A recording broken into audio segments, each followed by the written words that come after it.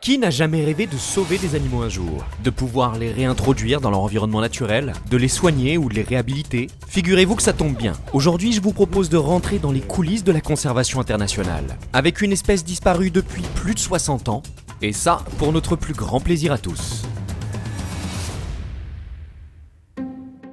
Vous connaissez tous le crocodile du Nil, vous connaissez tous le crocodile marin, vous connaissez tous l'alligator américain, mais est-ce que vous connaissez le crocodile de l'Ouest africain? Et si vous le connaissez pas, c'est normal, c'est parce que l'espèce de crocodile de l'Ouest africain, elle a été décrite et officialisée seulement en 2011. Je sais que si vous connaissez pas tout ce qui est taxonomie, nomenclature, tout ça, ça vous parle pas, mais en fait, pendant toutes ces années, donc avant 2011, tout le monde pensait que c'était une sous-espèce du crocodile du Nil. Et en fait, la structure La Perle aux Oiseaux, ici à Marrakech, elle fait partie d'un programme de réintroduction. Ici, l'enclos a été aménagé spécialement par Selim pour, justement, donc Selim c'est le directeur, vous le verrez tout à l'heure, pour répondre aux besoins écologiques et biologiques des crocodiles de l'Ouest africain. Parce qu'ils ont une écologie qui est assez particulière, on l'appelle le crocodile du désert. Et tout ça, on va en parler après, et vous allez comprendre que tout ça, tout ce que vous voyez là, cet enclos-là, eh ben ça a du sens. Ça a du sens de l'avoir fait comme ça. Et c'est là où tu te dis, Selim, il connaît bien la biologie des espèces, il connaît bien leur écologie. Si vous connaissez pas cette espèce-là, vous allez comprendre. Vraiment, c'est... Mais on va en parler après. Là, on a pas mal de choses à faire. On a 4 heures de route. Enfin, si je roule bien. Ça va, Selim? Et voilà, ça va le faire. Ça va être génial. Ça va être exceptionnel. Hop. Allez, taillot, taillot. Juste pour rappel, les crocodiliens sont des reptiles archosaures qui font partie de l'ordre Crocodilia. Cet ordre comprend les vrais crocodiles, les caïmans et les alligators, mais aussi les gaviales. Aujourd'hui, en 2025, ce sont 26 espèces vivantes qui sont officiellement reconnues. Alors travailler pour la réintroduction de l'une d'entre elles, c'est pour tous les passionnés un grand pas dans la conservation internationale. Ah, ça pour être un grand pas, c'est un grand pas. Et d'ailleurs, on tenait aussi à remercier CyberGhost VPN d'avoir sponsorisé cette vidéo. Mais CyberGhost, c'est quoi? CyberGhost, c'est un VPN. Et comme VPN, ça te permet de protéger tes données lorsque tu surfes sur le net. Donc ça protège ta vie privée. Mais pas que. Car grâce au VPN, tu pourras accéder à ton contenu préféré partout dans le monde. Que ce soit une série, un film, un match ou une vidéo qui est tout simplement pas disponible dans le pays où tu te trouves, en quelques clics, tu changes virtuellement de pays et hop, la vidéo est disponible. CyberGhost, ça marche sur tous les systèmes d'exploitation. Windows, macOS, Android, iOS et c'est même disponible sur 7 appareils simultanément. C'est parfait pour partager avec sa famille ou ses amis. Avec notre lien en description, vous bénéficiez de leurs meilleures offres. Seulement 2,03€ par mois, avec 4 mois offerts, soit 83% de réduction. Et bien sûr, une garantie satisfait ou remboursée de 45 jours, vous n'avez rien à perdre. CyberGhost, ça reste l'un des meilleurs VPN du marché, avec plus de 38 millions d'utilisateurs dans le monde. En soi, c'est un produit que nous recommandons vivement. Et avec notre lien en description, vous allez pouvoir nous aider à créer encore plus de vidéos comme celle-ci. Bon allez, je vous laisse, je vous souhaite un très bon visionnage, c'était Clément pour vous servir. N'empêche, vous avez vu le t-shirt? Ça change, hein. On n'a pas mis animaux mode d'emploi parce qu'aujourd'hui on est corporate, c'est une mission spéciale pour La Perle aux Oiseaux. C'est-à-dire que Selim il reste ici pour bosser, il a vraiment pas le choix. Et il nous envoie nous, Clément et moi, pour aller le chercher. Donc forcément on représente La Perle aux Oiseaux. Grosse responsabilité, mais c'est quelque chose qu'on sait faire et qu'on va faire avec brio. Il faut qu'on charge les caisses et les sacs dans la bagnole et puis on y va. J'ai commencé doucement avec les crocodiliens. Je me suis formé dans diverses structures, que ce soit sur leur biologie ou leur capture, et même leur comportement. Ma première mission de terrain était au Panama. Nous étions engagés pour faire l'inventaire des espèces locales sur une propriété privée. Le terrain allait être vendu et toutes les espèces allaient devoir être prises en charge en vue d'être déplacées ailleurs. Mais cette fois-ci, c'est ma seule mission de réintroduction de crocodiliens. Parce que ce genre de mission avec les crocodiliens sont extrêmement rares. Et vous allez vite découvrir pourquoi. Alors, oula, la caméra ça s'est cramé ça, non? Ça crame les yeux. Putain, paye ta colorimétrie. Les sacs de transport, obligatoire. Obligatoire parce que on va avoir besoin que les animaux soient contenus dans quelque chose de souple, dans lequel ils vont pas s'abraser le museau. Et surtout qu'il va être opaque pour pas qu'ils voient tout ce qui se passe autour. Sac de transport plus caisse, pour plus de sécurité toujours, c'est la base, c'est comme ça. Il est vachement petit le t-shirt que tu m'as filé. Bah t'as dit que t'aimais comme ça moule. Tu veux que ça moule moins? Ah si ça peut mouler moins, moi ça m'arrange, hein, je t'avoue. Si ça peut mouler moins. Bah attends. Là je me baisse, on voit le soleil quoi. Tiens ma moule. Merci papa.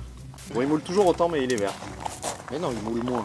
Merci encore d'aller chercher les petites bêtes à ma place. J'aurais bien voulu venir avec vous, mais... Bah non, on aurait bien voulu que tu viennes avec nous. On se revoit demain, le temps qu'on arrive. Quoi demain? Et vous venez avant la nuit, hein? Ouais, non mais t'inquiète, on On sera est là. lâché aujourd'hui.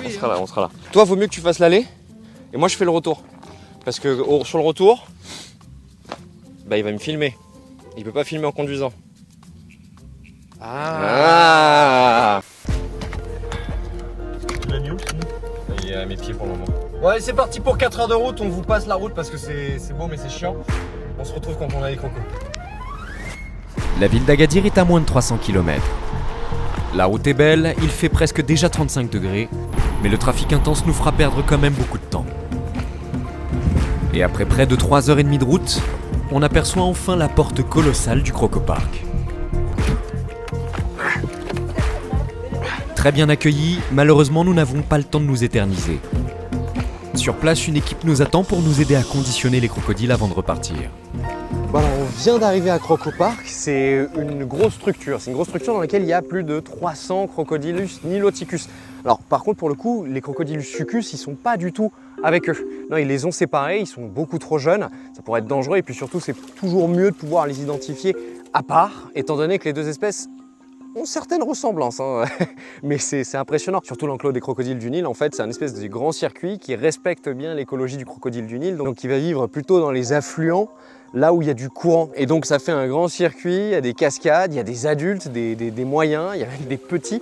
C'est impressionnant quoi, t'as l'impression que le truc s'autogère. Donc ils sont vachement bien ici. Nous on a rendez-vous avec un soigneur qui va nous aider à mettre les 4 Crocodylus succus dans des sacs, dans une caisse de transport. La capture d'un crocodile doit rester méthodique, même s'ils sont tout petits comme des crevettes. Il faut agir rapidement et faire en sorte qu'ils se débattent le moins possible. On a mis les crocodiles, les jeunes crocos dans les caisses. En fait, j'aimerais vraiment juste aborder un truc avec vous par rapport à l'acide lactique. Comment ça fonctionne? Parce qu'on voit ça dans plein de reportages, on voit ça à chaque fois qu'on parle des crocodiles ou que tu vois des mecs attraper des crocodiles, t'entends toujours le gars dire « Il faut vite qu'on l'attrape, très très vite, il faut que ce soit rapide parce que sinon le crocodile, il peut mourir parce qu'il sécrète de l'acide lactique. » Donc en fait, t'as une espèce de gros branle-cortex général par rapport à l'acide lactique, mais on n'explique pas souvent comment ça fonctionne, pourquoi, d'où ça sort, d'où ça vient. Et c'est vrai que là, les petits, même les petits, il faut être très rapide, il faut faire ça très très vite. Chaque mouvement chez les vertébrés, eh ben, ça consomme de l'énergie. Les cellules musculaires, elles vont consommer de l'énergie. Cette énergie, elle s'appelle l'ATP, c'est une abréviation de adénosine triphosphate. C'est une molécule métabolique en fait qui permet aux cellules de fonctionner. Et on peut créer cet ATP de 2 manières, avec oxygène ou sans oxygène. L'ATP est la source principale d'énergie de la cellule. Pour pouvoir être synthétisé, il faut dégrader du glucose. Dans une situation où l'oxygène est disponible, donc dans un milieu aérobie, les molécules de glucose sont entièrement dégradées et fournissent beaucoup d'ATP aux cellules. La dégradation entraîne une accumulation de déchets qui, dans un milieu aérobie, sont totalement inoffensifs, comme le dioxyde de carbone ou de l'eau. Mais c'est en absence d'oxygène que cela se complique. Le glucose n'est utilisé qu'en partie, mais en très grande quantité, car le rendement d'ATP est très faible. L'utilisation et la dégradation du glucose en priorité à la place de l'ATP crée un déchet métabolique appelé acide lactique. Un déchet inoffensif en petite quantité dans l'organisme, mais qui devient mortel lorsque le seuil de tolérance est dépassé. Et en fait, cet acide lactique, il va créer ce qu'on appelle une acidose physiologique, il va acidifier le pH du corps à forte dose. Et je peux vous dire qu'un crocodilien, il est capable de supporter au moins 10 fois plus d'acide lactique dans le corps qu'un être humain. Mais il y a quand même un seuil létal, et une fois que le seuil il est atteint, c'est-à-dire que le corps est trop acidifié, en fait ça va détruire tous les organes, les empêcher de fonctionner, et ça peut même plonger l'animal dans le coma et entraîner la mort. C'est pour ça qu'à chaque fois on vous dit oui mais il faut agir très très vite quand on manipule ou qu'on transfère des crocodiles, surtout au lasso. Le truc, c'est que les crocodiliens décident eux-mêmes quand est-ce qu'ils respirent. Là où chez les êtres humains, la respiration pulmonaire est automatique, elle est contrôlée chez les crocodiliens. Je sais que ça paraît fou, mais c'est eux qui décident quand est-ce qu'ils respirent. Ils font des apnées. Donc quand on les attrape et qu'ils sont dans le jus, dans l'excitation, le stress, etc., ils peuvent ne pas respirer. C'est un facteur supplémentaire qui va acidifier le corps en plus. On termine de conditionner les 4 crocodiles, mais il reste une dernière étape très importante. Il faut vérifier quel est le numéro de la puce. Ils sont tous pucés, ça permet d'avoir une meilleure traçabilité, une traçabilité qui est obligatoire. Déjà que ce soit des animaux qui soient légaux, donc d'origine légale, et en plus de ça, qu'ils puissent être identifiés plus tard si on arrive à faire cette réintroduction, si la réintroduction se passe comme prévu. D'autant que les structures qui possèdent des crocodilus succus ne sont pas nombreuses. Il y en a au Danemark, en Norvège, à Lyon, en France, en Suisse, et même à la ferme aux crocodiles à Pierre-Latte, dont j'aimerais saluer chaleureusement leur équipe de soigneurs. Et enfin, Crocopark au Maroc. Ce sont les seuls endroits sur Terre où l'on peut trouver actuellement en 2025 des spécimens de Crocodilus succus. Et il y aura dès à présent une structure de plus grâce à la perle aux oiseaux.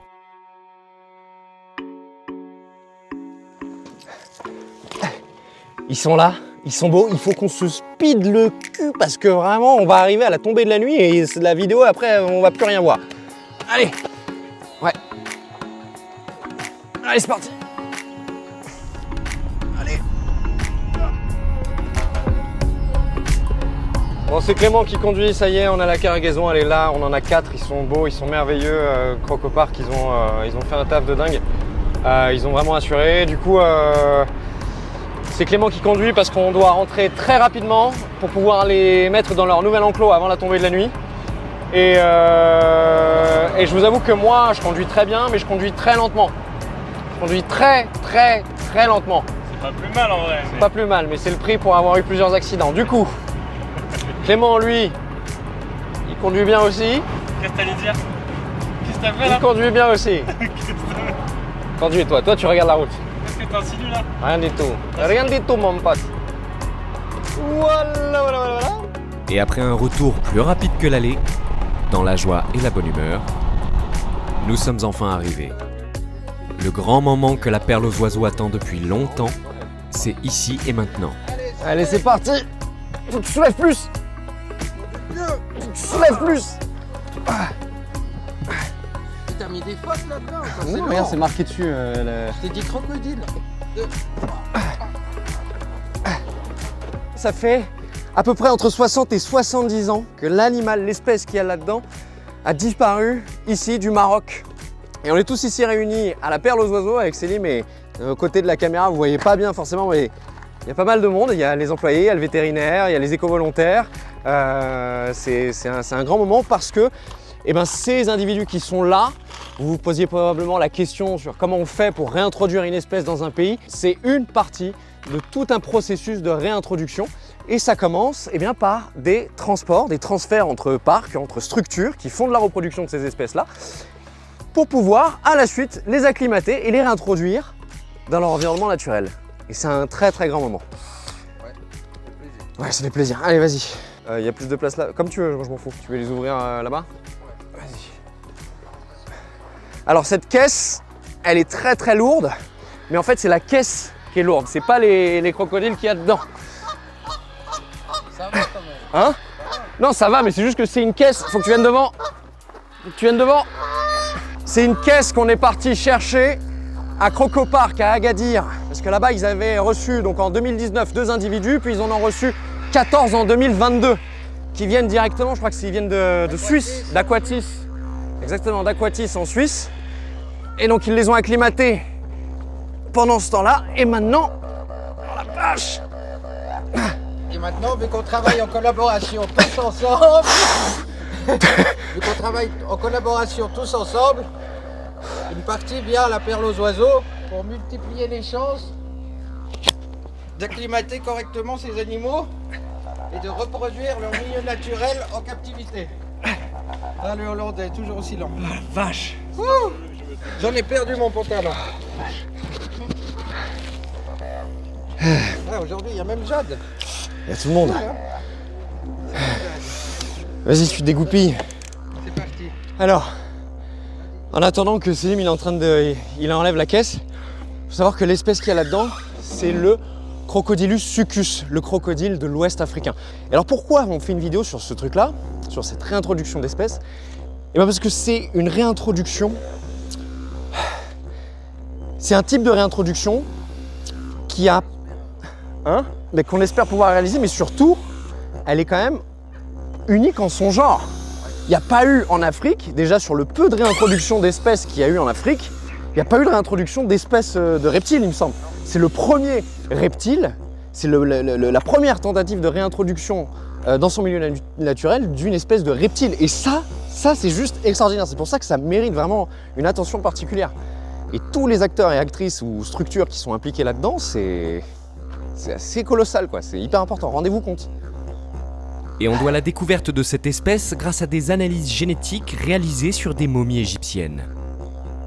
En effet, en Égypte antique, le crocodile était associé au dieu Sobek, une divinité de la fertilité, de la force et des eaux du Nil. Des crocodiles étaient momifiés et déposés dans des temples ou des catacombes comme offrandes votives, un peu comme on le faisait avec les chats, les ibis ou les chiens. Et plusieurs de ces momies ont été découvertes dans des sites archéologiques.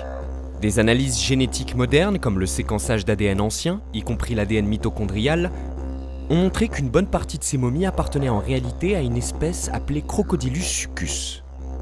Cette découverte majeure a contribué à la reconnaissance scientifique de l'espèce Succus comme une espèce distincte, et non comme une simple sous-espèce du crocodile du Nil. Alors il y en a deux, les deux petits.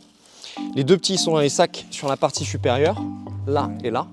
Et les deux plus gros sont en dessous. Et donc on a été obligé pour transporter les animaux de transporter dans des caisses comme ça qui sont bien conditionnées. Parce que ça évite le stress, ça permet en cas de choc que les animaux soient isolés, des températures, du froid, de la chaleur, etc. Et que s'il y a des mouvements, les animaux, ils sont pas ballottés dans tous les sens. Et donc si ça choque certaines personnes de dire « Ah mon Dieu, il y a des animaux dans des caisses », non, c'est comme ça qu'on fait, c'est le transport international et rassurez-vous, ça va très bien. Et c'est bien étudié, ouais. Les caisses de transport d'animaux sauvages certifiés plus les sacs de contention sont les moyens les plus sûrs de pouvoir déplacer ou transporter un animal. Les serpents, par exemple, sont toujours transportés dans un sac de toile opaque. Cela leur permet de respirer, de ne pas voir ce qu'il y a autour et donc de ne pas stresser du mouvement, et de ne pas avoir à choquer contre des parois, ce qui pourrait leur abraser le museau. Et c'est valable même pour les plus gros spécimens. Comme par exemple cette anaconda que nous avons réhabilitée dans son environnement naturel l'année dernière en Guyane. Autour de la caisse de transport, tout le monde s'active et se prépare. Et c'est à Selim, le directeur du parc, que revient l'honneur de relâcher le premier. À toi l'honneur. Je vous préviens tout de suite, ne vous attendez pas à ce que les crocodiles lézardent sur la plage. Au contraire, tout va se passer très très vite.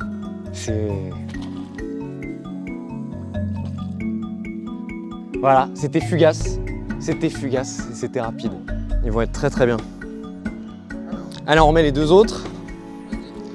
Alors, la luminosité baisse radicalement. ils font, en masse. Il nous faut en agir termes vite. Et Et finalement, ce n'est pas plus mal de les relâcher dans l'enclos avant la nuit. Par contre en taille. Ces animaux sont nocturnes, ils pourront explorer leur nouvel environnement tiens. tranquillement, sans que personne ne les dérange et sous des températures plus clémentes. Surtout après le stress du transport. Il leur faudra plusieurs jours, si ce n'est pas plusieurs semaines, pour s'habituer à leur nouvel environnement. Alors en fait, pour vraiment vous expliquer un petit peu les conditions de sa disparition, elle est multifactorielle. Alors j'aime bien dire ça parce que ça implique énormément de paramètres, mais déjà il faut savoir que la zone du Maroc, il y a des milliers d'années, il y a de ça 8000 ans, c'était pas aussi sec qu'aujourd'hui. Et ces crocodiles-là, contrairement aux crocodiles niloticus, ils ont un biotope qui est très particulier, on l'appelle le crocodile du désert. Pourquoi ? Parce qu'il va se mettre dans des zones... Ils vont aller se mettre dans des zones où il va y avoir de la rétention d'eau. On appelle ça des gelta ou des wakb. Et en fait, ce sont des trous d'eau entourés dans des cavités, des trous d'eau comme ça, qui peuvent être parfois plus grands, parfois plus petits, qu'on va trouver dans des zones très isolées dans le désert. Mais c'est de l'eau qui est très souvent en fait stagnante et qui est périodique. C'est-à-dire qu'elle est saisonnière. Je parlais des gelta. La biologie. Gelta. Gelsa. Gelta. Gelta. Et wakb, ça se dit aussi ou pas ? J'ai vu ça, pour ceux qui vivent en Mauritanie. Ouais, en Mauritanie En Mauritanie. Oui, parce que leur aire de répartition, elle n'est pas qu'au Maroc. C'est vraiment Afrique de l'Ouest. Et en fait, du coup, donc, le Maroc était beaucoup plus humide qu'à l'époque. Et donc, ces trous d'eau ont fini par, finalement, forcément, s'assécher. Et ça a commencé il y a à peu près 5000 ans. Plus le facteur humain, c'est-à-dire utilisation des zones sauvages, des zones naturelles pour pouvoir les transformer en zones agricoles, etc., etc. Plus la pêche, la chasse, etc. Donc, finalement, le Crocodilus succus a disparu du Maroc. Il était éteint à l'état sauvage au Maroc. Donc, essayez d'imaginer, là, en ce moment, tout ce programme-là, tout ce petit monde, tous ces acteurs et actrices qui se regroupent pour réintroduire cette espèce, c'est pour ça que c'est en ça que c'est un très très grand moment. C'est un grand pas dans la conservation sur le continent africain et au Maroc. Alors, ça c'est la queue. On l'a déjà dit auparavant dans la vidéo, mais rendez-vous compte que c'est la première tentative de réintroduction d'un reptile sur tout le continent africain. Et c'est enfin à mon tour de lâcher le dernier Crocodilus succus dans l'enclos. Tous épuisés par cette journée, autant les crocodiles que les êtres humains.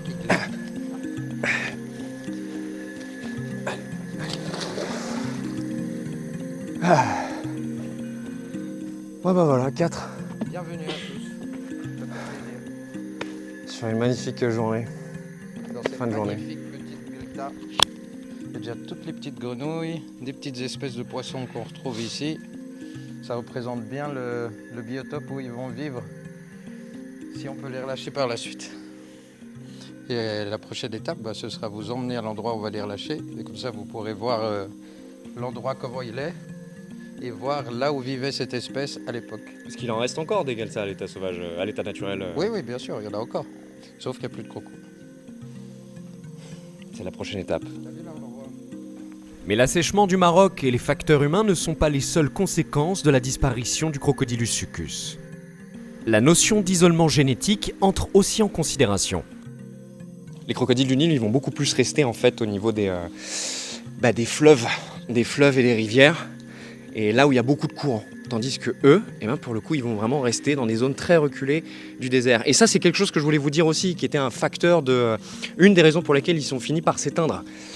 Comme il y a eu une raréfaction des zones naturelles dans lesquelles les populations pouvaient se retrouver, elles sont finies par s'isoler. Et qu'est-ce qui s'est passé ? Il s'est passé un isolement génétique. Et ça, c'est quelque chose qu'on retrouve aujourd'hui en France et dans plein de pays à cause de la fragmentation écologique. La fragmentation écologique, c'est le fait de scinder en plusieurs parties des endroits, des habitats des animaux, dans lesquels finalement les populations ne pourront plus se rejoindre. Elles vont donc se reproduire entre elles et génétiquement, elles vont s'atrophier. Elles ne vont plus être viables. Et donc finalement, elles vont finir par ne plus pouvoir se reproduire et s'éteindre. Ça aussi, c'était un facteur de déclin des populations du Crocodilus succus. Quand tu vois en fait que tu as des zones comme ça dans des parcs zoologiques, dont la perle aux oiseaux, qui est aussi une structure de réintroduction, de structure de réhabilitation, un centre de soins, un centre de sauvetage à la faune sauvage, en fait, tu te dis, ouais, il y a carrément une chance. C'est en effet la mission que s'est donnée Selim. En 2015, il fonde le refuge La Perle aux Oiseaux à Marrakech. Il est aujourd'hui le seul refuge du pays et il semble qu'il ait voué l'intégralité de son existence au sauvetage d'animaux. Peu importe les espèces. C'est cool. Et peut-être que je me suis mal exprimé. Qu'est-ce que ça te fait d'avoir chez toi, dans le parc que tu as créé, des Crocodilus succus? Moi, c'était un rêve d'enfance de réussir à faire revenir des crocodiles au Maroc. Sachant déjà tout ce que je fais pour les espèces marocaines, le crocodile, c'était vraiment un rêve d'enfance. Vu que j'ai commencé avec les reptiles, là c'est vraiment le top. J'aurais pas pu rêver mieux. Et de savoir que peut-être on va réussir à aller jusqu'au bout, les relâcher et travailler sur le terrain avec eux. Je suis aux anges, c'est trop bien. C'est quoi la suite là du coup, programme 2026? Programme, ouais. On va essayer de faire revenir Caracal et biche chauve. On va continuer sur d'autres espèces encore. Et encore. C'est de la frappe. Faire que des espèces assez compliquées ici. Il faut qu'on arrive à faire encore des reptiles. Les gens ne sont pas très intéressés par les serpents et tout ça, mais il y a beaucoup de serpents qu'on a besoin aussi. Il va falloir qu'on trouve des nouvelles solutions, des nouveaux plans d'attaque. Et on y va, comme je fais d'habitude. Bon, je te kiffe. Tu kiffes Bah, c'est ça la vérité. Faut y aller. C'est Faut trop avoir la cool. tête dure et toujours rester accroché à ses rêves. Ouais, je Et crois, jamais lâcher. Je crois qu'avec Clément et Aaron, on n'aurait pas fait Animaux mode d'emploi dans ce sens-là si on partageait pas les mêmes valeurs, je pense. Bah, S'accrocher. moi, ça me fait plaisir de partager tout ça avec vous parce qu'on partage les mêmes valeurs. Et c'est top. C'est beau, hein? C'est beau comme discours, hein? C'est hyper encourageant pour la conservation. Vous vous rendez pas compte si vous n'avez pas un pied dedans, mais c'est hyper encourageant. Et nous, c'est ici qu'on va se quitter. On va terminer la vidéo. Si ça vous a plu, n'hésitez pas de mettre un pouce bleu, un like, vous connaissez la chanson. Et si vous voulez avoir des nouvelles des crocodiles Chucus, je vous invite à regarder les autres vidéos. Voilà. C'était Yvan, Selim, toute la clique, Jade, Shaima, les éco-volontaires, le Veto, Croc Park, Aquatis, on est tous là. Oui, Croc au Parc. Croc au Parc. Croc au Bien. Parc. Et je vous dis à très très bientôt sur la toile. Paix et prospérité. Ciao. Ouais. On est sombre. Ouais. Mais on reviendra demain, de toute façon on va les observer là. Faut qu'on les surveille. Mais attends. Quoi? Là, il nous refait une vanne parce qu'il est tellement blanc, le Hollandais, que lui, il brille dans le noir. C'est vrai que Clément il est tout blanc. Allez, on y va. Tiens-moi de me lever, j'ai des fourmis dans l'œil. Allez, viens, mon pote. Vache. Merci encore à CyberGhost VPN pour avoir choisi de nous soutenir, nous et notre travail. Si vous êtes intéressé par CyberGhost VPN, bénéficiez d'une belle réduction de 83%, soit 2,3 € par mois, en plus de 4 mois gratuits. C'est ce qu'on appelle chouchouter ses viewers. Vous trouverez tout ça dans la description de la vidéo. Merci à vous d'avoir suivi notre aventure, de nous soutenir et d'être là, et merci à CyberGhost VPN pour contribuer à notre travail. À bientôt pour de nouvelles aventures.